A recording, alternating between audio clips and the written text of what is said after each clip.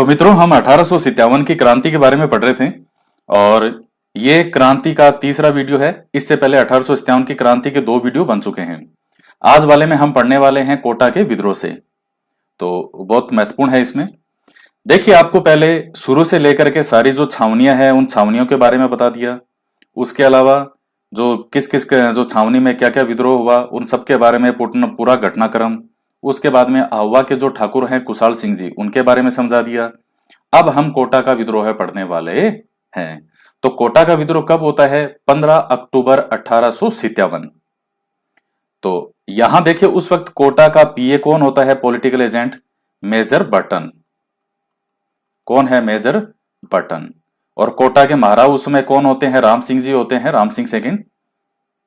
अब यहां देखिए, इनके कुछ अधिकारी थे। एक तो जयदयाल थे, ये तो थे वकील, और एक मेहराब खान थे, ये थे यहाँ के रिसालदार। तो मतलब सरकारी जो पद हैं उन पे नियुक्त थे दोनों, जयदयाल और मेहराब खान। और दोनों का ही यहाँ के जो प्रमुख नेता माने जाते हैं कोटा के, वो जयदयाल भटनागर और मेहराब खान। तो ये दोनों है। तो थोड़ा सा देखिए यहां उस समय की स्थिति क्या है। अब देखिएगा कि जो कोटा है, वहां देखिए कोटा के आंदोलन को जन आंदोलन कहा जाता है। अगर आपसे पूछा जाता है कि राजस्थान के अंदर 1857 की क्रांति में कौन सा आंदोलन एक जन आंदोलन के रूप में था, तो वो था कोटा का। और यहां देखिएगा 6 महीने तक कोटा जो है वो इन क्रांतिकारियों के अधिकार में रहता है। महाराज राम सिंह जो है, राम सिंह सेकंड, ये महाराज राम सिंह, इसको नजरबंद कर दिया गया था यहां के महलों में। तो उस समय की स्थिति क्या है कि जो जयदयाल और मेहराब खान, ये यहां नेतृत्व कर रहे थे, लोगों में जन आंदोलन के जो उनमें है क्रांति की भावना भर रहे थे। अब उस समय मेजर बर्टन कहां है? ये कोटा का पॉलिटिकल एजेंट है। तो कहते हैं कि मेजर बर्टन जो है वो नीमच में शांति व्यवस्था वापस बनाए रखने के लिए, और कहते हैं कि नीमच की तरफ था। अब ये कोटा आना चाहता था कौन? Major Burton. तो मैं आपको 15 अक्टूबर 1857 से पहले का बता रहा हूं। तो ये बटन यहां आना चाहता था, लेकिन कोटा के महाराव राम सिंह ने इसको रोक दिया कि साहब अभी रुक जाओ, अभी यहां थोड़ी व्यवस्था ठीक नहीं है, मैं थोड़ा सा कंट्रोल कर लूं। तो कोटा के शासक राम सिंह ने यहां लोगों को समझा बुझा करके, और एक बार इसने मामले को दबाया, शांत किया राम सिंह ने। और उसके बाद बटन को कह दिया कि साहब अब आप आ सकते हो। हालांकि राम सिंह ने इनको मना ही किया था, मेजर बटन को, कि देखो जो भी क्रांतिकारियों को गोरा दिख रहा है उस गोरे को उड़ा रहे हैं, और आप भी क्या हो? गोरे हो। तो साहब सोच समझ के आओ। अब इसने समझा दिया, फिर भी मेजर बटन चला जाता है। इसने कहा साहब अब मैंने व्यवस्था कर दी, तो चला गया। अब बड़ा एक मजेदार किस्सा आता है। हालांकि कोई आपके एग्जाम के दृष्टिकोण से काम का नहीं है, लेकिन बहुत सी चीजें काम की नहीं होती, लेकिन बाद में बेस उन पर टिका होता है। दरअसल क्या है, राम सिंह शाम को बैठे थे, अचानक बैठे बैठे, ये तो है राम सिंह, ये बैठा है। राम सिंह के पास में बैठा है मेजर बटन, और मेजर बटन और एक तीसरा आदमी जो कि इस राम सिंह का बहुत खास है, वह है नंद किशोर। ये आपके काम का नहीं है नंद किशोर, लेकिन फिर भी सुन लो। ये तीनों जने बैठे हैं, शाम को बैठे हैं सब, दो सब पैग लगा रहे हैं। पैग लगाते लगाते बटन जो है थोड़ा फॉर्म में आ गया, एग्रेसिव हो गया। बटन राम सिंह को यह कहता, कहे हे राम सिंह। हाँ जी बताओ साहब।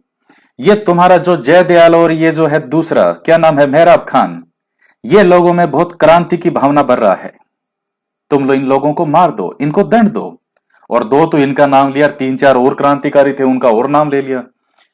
इस मेजर बर्टन ने राम सिंह को यह सलाह दी कि ये जो 4-5 लोग हैं, जो लोग तुम्हारे यहां क्रांति की भावना भर रहे हैं, जयदयाल भटनागर और मेहराब खान प्रमुख रूप से, इन लोगों को तुम दंड दो। 3 लोगों के बीच की यह बात थी, और यह बात बाहर लीक हो गई। कुछ कहते हैं कि जो राम सिंह है उसने इन लोगों को यह बता दिया कि भाई मुझे बटन ये कह रहा है कि मैं तुम लोगों को दंड दूं। कुछ कहते हैं राम सिंह ने नहीं बताया, इस नंद किशोर ने बताया। अब ये नंद ने बताया, राम सिंह ने बताया, वो तो सब राम ही जाने। बटन तो भाई खुद बताएगा नहीं। भाई खुद अपनी मौत क्यों बुलाएगा बटन? ये तो नहीं बताएगा।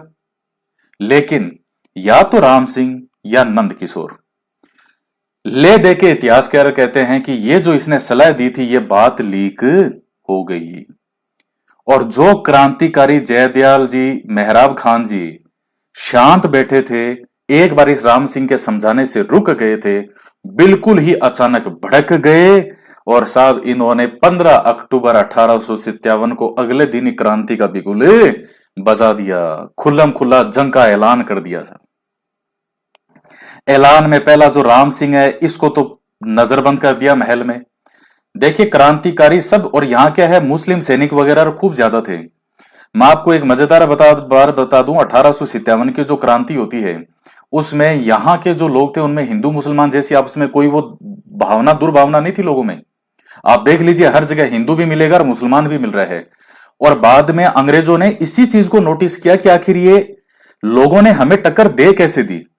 तब उनके समझ में आया कि ये हिंदू और मुसलमान आपस में मिलकर के काम कर रहे हैं, इन दोनों को आपस में अलग करो। और उसके बाद अंग्रेज एक के बाद एक पॉलिसी बनाएंगे और 1909 जो होगा वो पत्थर की कील साबित होगा।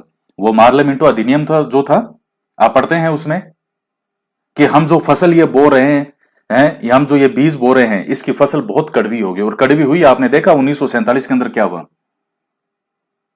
पाकिस्तान को अलग देश तक बनाना पड़ा। और यही पहले भाई भाई मिलकर आपस में युद्ध कर रहे थे अंग्रेजों के खिलाफ। तो यहां वो भाव तो हिंदू मुसलमान वाली तो चीज है ही नहीं अभी, ये तो अंग्रेज फूट डालना शुरू करेंगे बाद में।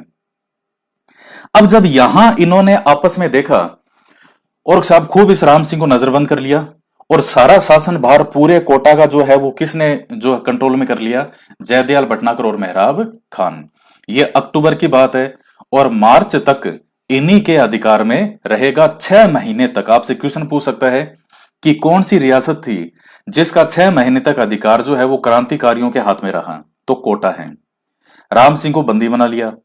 अब इसका क्या हुआ, बटन का साहब, ये बटन अपने बच्चों के साथ आया था, चूजों के साथ। इस बटन को घेर लिया, जो इसका बंगला था जिसमें रहता था, उस बंगले को चारों तरफ से क्रांतिकारियों ने घेर लिया।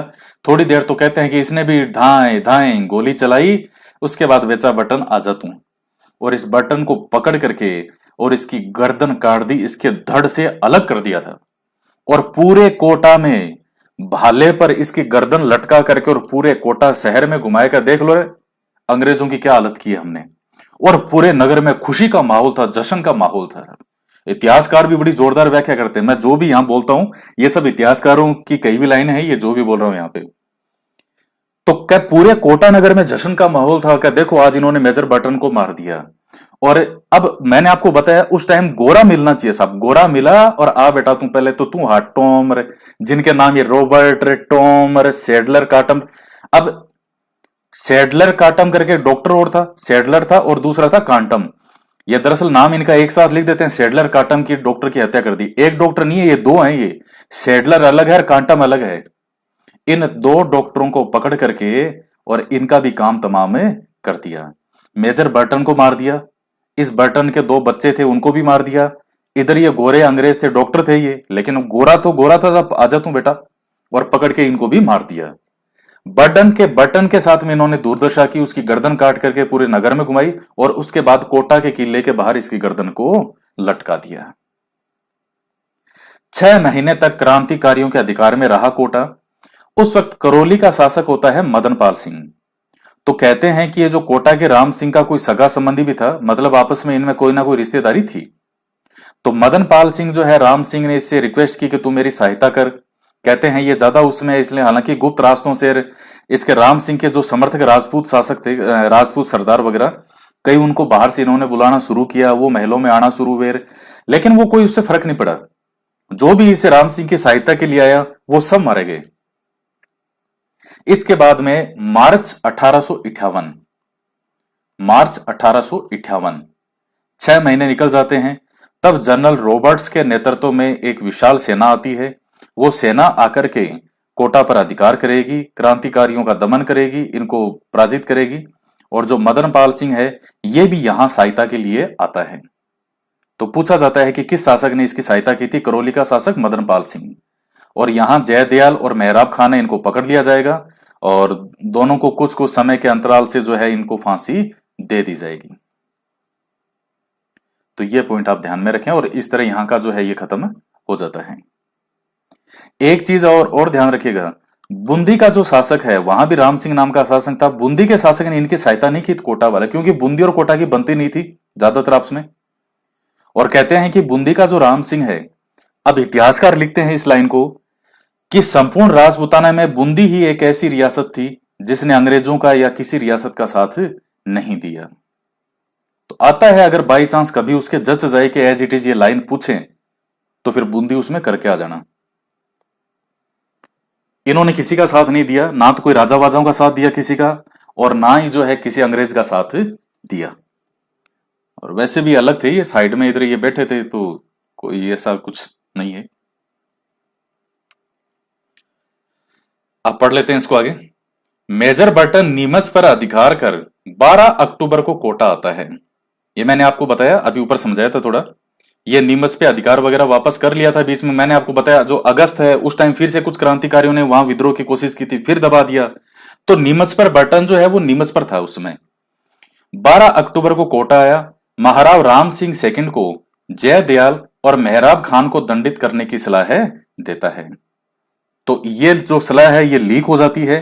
15 अक्टूबर को संपूर्ण कोटा के अंदर विद्रोह हो जाता है। मेजर बर्टन और उसके दो पुत्र और डॉक्टर सेडलर और डॉक्टर काटम, ये दो अलग अलग नाम है, ये सेडलर और काटम, इनकी हत्या कर दी गई। राम सिंह सेकंड को महल के अंदर ही कर दिया इन्होंने नजरबंद। और देखिए अगर राम सिंह सेकंड इन क्रांतिकारियों का साथ देता तो ये सहर्ष खुशी खुशी राम सिंह को अपना नेता भी स्वीकार कर रहे थे। लेकिन राजा तो यहां के उस समय किसके पीछे भाग रहे थे? अंग्रेजों के पीछे। और उनकी मदद करने की भरपूर कोशिश की इन शासकों ने। यहां तक कि जब बर्टन को भी इन्होंने घेर लिया था क्रांतिकारियों ने, तब भी जो है इसने राम सिंह ने सहायता करने की उनकी कोशिश की थी कि मैं उसको जाके बचाऊं। वो तो उसका कोई नबी खां करके कोई खास आदमी था, उसने मना किया था कि साहब रहने दो, बिना मतलब में लेने के देने पड़ जाएंगे, ये क्रांतिकारी आपको भी भून डालेंगे, अभी जाओ वहीं बैठे रहो। फिर कहते हैं उसने किसी और को भेजा था तो उसको भी क्रांतिकारियों ने मार दिया, कहा जा तू बड़ा साथ देने वाला आ रहा है, तेरे बड़ा भाईपा निकल रहा है अंदर से, आ तू। तो ऐसे करके जो है इसको राम सिंह सेंगट को नजरबंद कर दिया, इसको मारा नहीं। नाराजगी है लेकिन वो भयंकर नफरत नहीं है। मैं आपको पहले भी समझा चुका हूं इस क्रांति में, दो जो हमारी क्लास हुई है पहले, अंग्रेजों से भयंकर नफरत है। इनके गर्दनें काट रहे हैं, वो भाले पे जो डाल करके लटका रहे हैं, नोक पर किले की द्वार पर सर लटका रहे हैं। लेकिन यहां के जो भारतीय सैनिक है जो इनका साथ देते अंग्रेजों का, उनको ये सिर्फ मार रहे हैं। राम सिंह सेंगट को महल में नजरबंद कर दिया। इसके बाद है नारायण और भवानी नामक युवकों ने बर्टन की गर्दन को भाले की नोक पर संपूर्ण कोटा शहर में घुमाया। हालांकि यह आपसे कोई पूछता नहीं है किसने घुमाया था, लेकिन पढ़ लो, कोई दिक्कत नहीं है पढ़ने में। हालांकि सामान्यतः नहीं पूछेगा, 99% चांस है कि वो इस तरह के फैक्ट कभी पूछता नहीं है। लेकिन अब इन युवकों का नाम आता है लिखा हुआ तो मैंने लिख दिया। नारायण और भवानी नाम के दो युवक थे, इन्होंने बर्टन की गर्दन को भाले की नोक पर संपूर्ण कोटा शहर में घुमाया। बाद में इनको भी मार दिया गया था, नारायण और भवानी जो है, अंग्रेजों ने जब आक्रमण किया यहाँ पर इस रॉबर्ट्स ने। मार्च 1858 में जनरल रॉबर्ट्स की सेना आती है और करौली का मदनपाल सिंह भी सहायता करता है। और कोटा पर किसका अधिकार हो गया? अंग्रेजों का अधिकार हो गया। और जय दयाल और मेहराब खान को फांसी की सजा दे दी गई। और यह भी कहा जाता है कि कोटा पर जो है इन अंग्रेजों ने जिस तरह आहुआ के अंदर नरसंस्था इन्होंने दिखाई थी जनता पर, उसी प्रकार की नरसंस्था इन कोटा की जनता पर भी इन अंग्रेजों ने दिखाई।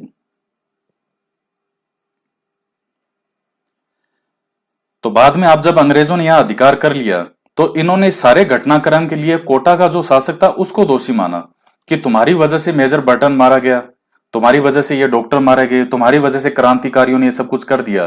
तो देखिए तोपों की सलामी होती थी सबकी अलग अलग, ये एक प्रकार का रेस्पेक्ट था कि आपको कितने तोपों की, जितनी ज्यादा तोपों की सलामी उसको उतना ही बेहतर मानते थे। तो अंग्रेजों ने कोटा शासक को दोषी मानते हुए कोटा शासक की तोपों की सलामी 17 से घटा करके वापस 13 कर दी। और जो करौली का मदनपाल सिंह था उससे खुश हुए और उसकी 13 से बढ़ा करके कर दी 17। कोटा का विद्रोह कैसा था? एक जन विद्रोह था। तो कभी भी क्वेश्चन जन विद्रोह से लेकर के आए तो आपको क्या करना है? कोटा करना है। अब हम पढ़ते हैं तात्या टोपे के बारे में। देखिए तात्या टोपे के बारे में कुछ फैक्ट महत्वपूर्ण है। एक तो ये राजस्थान कितनी बार आया था? 2 बार आया था। और ये 8 अगस्त 1857 को पहली बार आता है यहां राजस्थान में, भीलवाड़ा होते हुए। कहते हैं कि अगर क्रांति का नेतृत्व तात्या टोपे को दिया जाता तो शायद क्रांति का परिणाम कुछ और होता। तो अब ये ग्वालियर का विद्रोही नेता था जो नाना साहेब हैं उनका सेवक था तात्या टोपे, जो पेशवा थे उन पेशवाओं का वंशज था नाना साहेब। तो इसका नाना साहेब का सेवक था तात्या टोपे, और तात्या टोपे का पूरा नाम भी एग्जाम में पूछा गया है, रामचंद्र पांडुरंग टोपे। ये इसका नाम था ओरिजिनल। जैसे विजय सिंह पति का नाम आता है ना, कि ओरिजिनल नाम क्या था, भूप सिंह। तो उसी प्रकार से रामचंद्र पांडुरंग टोपे इनका मूल नाम था, और तात्या टोपे के नाम से लोकप्रिय थे, नाना साहेब के सेवक थे, ग्वालियर के विद्रोही नेता थे। पहली बार 8 अगस्त 1857 को ये भीलवाड़ा होते हुए आते हैं। देखिए, तात्या टोपे दरअसल राजस्थान आए थे, तो इन्होंने सोचा था मैं राजपुताना के जो शासक हैं इतना इनके बारे में सुन रखा था, इनकी वीरता के बारे में। लेकिन देखिए, तात्या टोपे को बहुत निराशा हाथ लगती है। तात्या टोपे जिस आशा के साथ यहाँ आया था, इसको कोई सहायता नहीं मिली। और कहते हैं 2-3 रियासतों को, ये जैसलमेर साइड और 1-2 कोई और रियासतों को छोड़कर तात्या टोपे पूरे राजस्थान में से निकल गया था दोनों बार में। लेकिन इसको जो सहायता प्राप्त करने के लिए आया था वो बिल्कुल भी इसको प्राप्त नहीं हुई।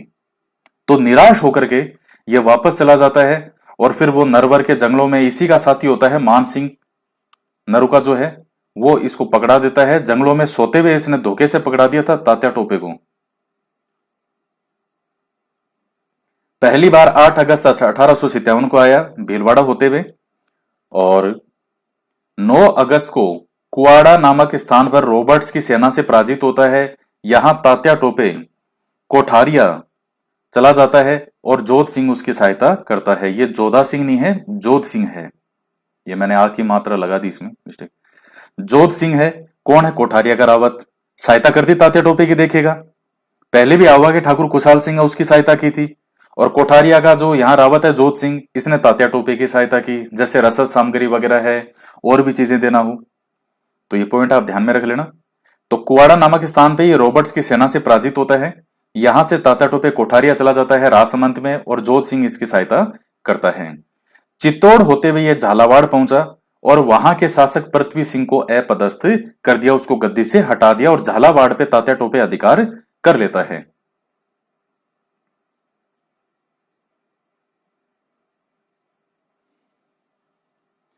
उदयपुर होते हुए फिर ये एमपी चला जाता है। फिर दिसंबर 1857 में तात्या टोपे दोबारा आया था, और बांसवाड़ा को जीतते हुए टोंक पहुंचता है। तो दोबारा 1857 में आता है दिसंबर में, पहले अगस्त में, फिर ये दिसंबर में आया है। बांसवाड़ा को जीतते हुए टोंक पहुंचा। टोंक के एक जागीरदार नासिर मोहम्मद खान ने तात्या टोपे का साथ दिया था, और टोंक के नवाब को ये पराजित कर देते हैं। इसके बाद में सुलूम्बर के ठाकुर जो थे केसरी सिंह चुंडावत, इन्होंने भी तात्या की सहायता की। अब आपसे कई बार एग्जाम में पूछ लेता है कि जो तात्या टोपे है इनकी सहायता किसने की थी, तो कोठारिया का रावत जोध सिंह भी है, और सलूम्बर का जो ठाकुर है केसरी सिंह वो भी है। तो दोनों ही है, दोनों ने सहायता की थी। दोनों नाम एक साथ वो नहीं देगा, क्योंकि दोनों ने ही सहायता की थी। तो ये आप ध्यान में रखना इस पॉइंट को। तो आप ये नाम ध्यान में रखना, केसरी सिंह चुंडावत और ठाकुर जोध सिंह। फिर इसके बाद है कि टोंक में मेजर एडन के आने पर क्रांतिकारी नाथद्वारा की ओर चले जाते हैं। ये कोई ऐसा महत्वपूर्ण इतना कोई फैक्ट नहीं है। नरवर के जागीरदार मान सिंह नरुका ने तात्या टोपे को धोखे से पकड़वा दिया। ये महत्वपूर्ण है। ये देखिए, मान सिंह नरुका जो है नरवर का जागीरदार है, एमपी की तरफ पड़ता है नरवर। और वहां कह रहे हैं कि जंगलों में जिस टाइम ये पहले ही कहते हैं कि मान सिंह नरुका इसका साथी ही था तात्या टोपे का, तो तात्या टोपे को इस पे विश्वास था, इसको पता भी था कि तात्या टोपे कहां छिपा हुआ है। तो वहां जंगलों के अंदर सोते हुए को इस मान सिंह नरुका ने पकड़ा दिया। तो लोग इसके इतिहासकार इतनी आलोचना करते हैं। मैंने आपको पहले कहा था हिंदुस्तान के अंदर गद्दारों की कोई कमी नहीं है, और आज भी गद्दार भरे में और हमेशा रहेंगे। ये धरती की इसकी विशेषता ये है कि एक घर के अंदर आपको देश के लिए बलि चढ़ने वाला योद्धा मिलेगा, दूसरे घर में आपको गद्दार मिल जाएगा। ये स्थिति है यहाँ। आप पूरा इतिहास उठा के देख लो, और आज तक का इतिहास उठा के देख लो। हम युद्ध इसलिए नहीं हारे कभी कि हमारे में कोई कमी थी, हम युद्ध इसलिए हारे कि हमारे साथ कोई ना कोई गद्दार था। वो आहुआ के किला जो है वहां का किलेदार मिल गया उनके साथ। यहां आप ये देख लीजिए, जो मानसिक, ये तो साफ साफ गद्दारी है भाई। जो राजा है, इन्होंने अंग्रेजों का साथ दिया तो इन्होंने तो खुल्लम खुल्ला साथ दिया था। लेकिन ये तो इस तरह की गद्दारी, और वो भी तात्या टोपे जैसे आदमी के लिए। कितना भागा तात्या टोपे, और इसको इसी के साथी ने, ये मान सिंह नूर का साथी था इसका, तात्या टोपे का। इसने जंगलों में सोते हुए इसको पकड़ा दिया, और तात्या टोपे को जो 18 अप्रैल 1859 को शिवपुरी के अंदर फांसी दे दी गई।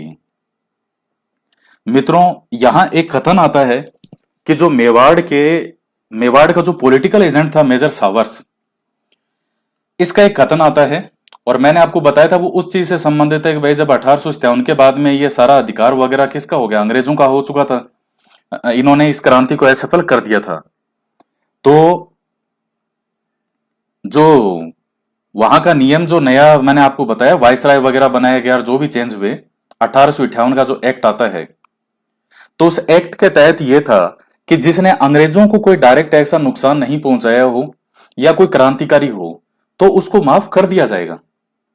अब इस हिसाब से अगर देखा जाए तो तात्या टोपे को माफ किया जाना चाहिए था।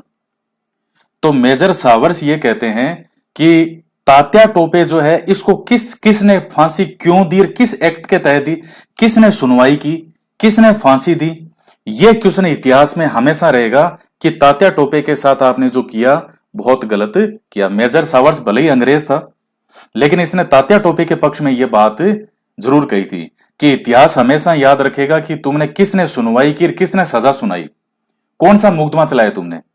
अपनी मर्जी से इन्होंने, अंग्रेजों ने पकड़ के तात्या टोपे को फांसी पे लटका दिया 18 अप्रैल 1859 को। तो मेजर सावर्स का ये कथन है, ये आप ध्यान में रख लेना, तात्या टोपे के लिए कहा था इसने मेजर सावर्स ने। और फांसी कब होती है, 18 अप्रैल 1859 को। तो तात्या टोपे की मृत्यु, कहते हैं कि वैसे 1857 के लास्ट तक आते आते वैसे अंग्रेजों का अधिकार वगैरह पूरा वापस उन्होंने कर लिया था।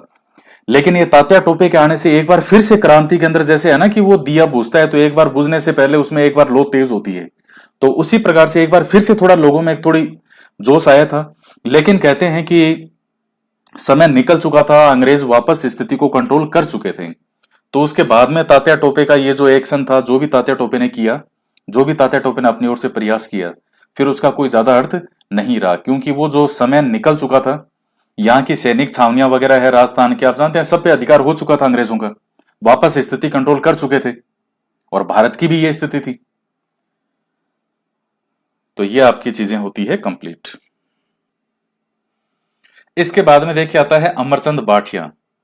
तो ये कौन है, ये राजस्थान के पहले शहीद माने जाते हैं। ये बीकानेर निवासी थे, ग्वालियर के सेठ थे, मूल रूप से प्रॉपर बीकानेर के। इन्हें 1857 की क्रांति का भामाशाह कहा जाता है। क्यों? क्योंकि इन्होंने क्रांतिकारियों की खूब आर्थिक सहायता की थी, तात्या टोपे की, लक्ष्मीबाई की। तो जो भी क्रांतिकारी इनको मिला, इन्होंने अपनी तरफ से खूब सहायता की। और 1857 की क्रांति की देवी कौन मानी जाती है, तो सुगाली माता मानी जाती है। और भी ऐसे फैक्ट छोटे छोटे हैं, तो आपकी जो गाइड है वो तो आपको एक तो पढ़नी पड़ेगी, अलग अलग किताबें पढ़ने की जरूरत नहीं है। अब जो मैं आपको समझा रहा हूं वो सब उन किताबों का सार समझा रहा हूं जो ऑथेंटिक किताबों में है। फैक्ट जो हैं, कुछ बचे कुछ फैक्ट हैं, तो आपको एक गाइड तो आपके पास होनी चाहिए। राजस्थान की कोई सी भी गाइड ले लेना, 4-5 जो आती है उनमें से कोई सी भी ले लेना। बचे कुछ फैक्ट होते हैं, तो वो आपके उनसे रिवीजन करने के, पढ़ने के होते हैं। अब कुछ महत्वपूर्ण बिंदु है इससे संबंधित, वो और हम देख लेते हैं। जयपुर के राम सिंह ने अंग्रेजों का साथ दिया था। ये मैंने जब आपको आमेर जयपुर पढ़ाया था इतिहास, उसमें भी बताया था। राम सिंह सेकंड जो है, ये किसका साथ देता है, अंग्रेजों का। और इसका तो जो पालन पोषण किसने किया था, लुडलो ने। ये तो छोटा सा बच्चा था, शिशु, सुसुपोटी करता था अंदर। कितना था, 6 महीने का लिखा आता है, कहीं 16 महीने का लिखा आता है। इसको पता ही नहीं होगा कि राजा बन गए। तो जिसका पालन पोषण ही अंग्रेज ने किया हो, उसकी सोच भी और स्वामी भक्ति किसके लिए होगी, अंग्रेजों के लिए ही होगी। भरपूर सहायता की इन्होंने। तो जो जॉन लुडलो है, उसकी ये अंग्रेजों की सहायता करेगा, और अंग्रेजों ने इसको सितारे हिंद की उपाधि दी। मेवाड़ का महाराणा स्वरूप सिंह, उन्होंने भी बिल्कुल खुल्लम खुला खूब अंग्रेजों की सहायता की थी। तो मेवाड़ का महाराणा स्वरूप सिंह हो, बीकानेर का सरदार सिंह हो, जयपुर का राम सिंह हो, इन्होंने खूब अंग्रेजों की सहायता की। बीकानेर का सरदार सिंह, इसका नाम अलग से इसलिए आता है कि यह अपनी सेना लेकर के और मुख्य भागीदारी निभाता है। खुद गया था सेना लेकर के हरियाणा की तरफ, हिसार में बाड़लू नामक स्थान है, वहां पर अंग्रेजों की सहायता करता है। तो कहते हैं राजस्थान का एकमात्र शासक जो अपनी सेना लेकर के रियासत से बाहर गया था, ये राजपूताना से बाहर निकल गया था, तो इसलिए इसका नाम है आता है। तो ये आप ध्यान में रखना, सरदार सिंह का। तो दोस्तों, ये 1857 की क्रांति में राजस्थान की क्या भूमिका है वो आपको मैंने बहुत अच्छे से समझा दिया। और मुझे आशा है कि आपके बहुत अच्छे से सारे कंसेप्ट वगैरह क्लियर हो गए होंगे, क्या चीजें थी क्या नहीं थी, क्यों क्रांति शुरू हुई, क्या परिणाम रहे। लोगों का जो गुस्सा है वो निकल के इसमें बाहर आता है। हालांकि क्रांति असफल हो गई, असफलता के कई कारण माने जाते हैं, भारत के स्तर पर भी देखे जाते हैं कि साहब क्रांति पहले शुरू हो गई थी, कोई निश्चित योजना नहीं थी, संसाधनों का अभाव था, यहाँ के राजाओं ने अंग्रेजों का साथ दिया था। राजस्थान के संदर्भ में असफलता की बात करते हैं तो सबसे बड़ा कारण आता है कि यहाँ के जो शासक थे राजपूताना के, उन्होंने किसका साथ दिया था? अंग्रेजों का साथ दिया था। तो वो, और ये कैनिंग वगैरह कहता भी है कि साहब ये जो राजा वगैरह थे इन्होंने हमारे सामने बांध की तरह काम किया, अगर ये नहीं होते तो ये जो तूफान, ये जो एक तरह की सुनामी आई थी इन क्रांतिकारियों की, उसमें हम बह जाते और हमें हमारा बोरिया बिस्तर बांध करके यहां से जाना पड़ता। लेकिन ये जो बीच में राजा आए, इन्होंने बांध का काम किया और इन क्रांतिकारियों को रोका। ये भी आपने देख लिया अच्छे से। तो ये क्रांति असफल जरूर हो गई, लेकिन भविष्य में इसने लोगों के अंदर एक ये बात जरूर डाल दी कि अगर आप मिलकर के प्रयास करो तो निश्चित रूप से आपकी 100% विजय होगी, आप निश्चित रूप से आजाद हो जाओगे। यह एहसास इस क्रांति ने जरूर करवा दिया था। तो इसकी असफलता के अंदर भविष्य में छिपी हुई क्या थी? सफलता थी। तो 1857 में यह क्रांति होती है और जो भविष्य में जो वीर सावरकर आएंगे, उन्होंने इसे भारत का प्रथम स्वतंत्रता संग्राम कहा। यह आप इंडियन हिस्ट्री में पढ़ते हैं ये चीजें। तो ये चीज है, और उसके बाद फिर प्रयास लगातार होते गए और 1947 में भारत जो है वो अंग्रेजों की दास्ता से मुक्त होता है। तो दोस्तों, ये आपकी 1857 की क्रांति जो है ये कंप्लीट होती है और इस क्लास में ये आपका कंप्लीट हो गया। अब नेक्स्ट जो क्लास होगी उसमें हम दूसरा टॉपिक जो है वो पढ़ेंगे। तो मिलते हैं नेक्स्ट क्लास में।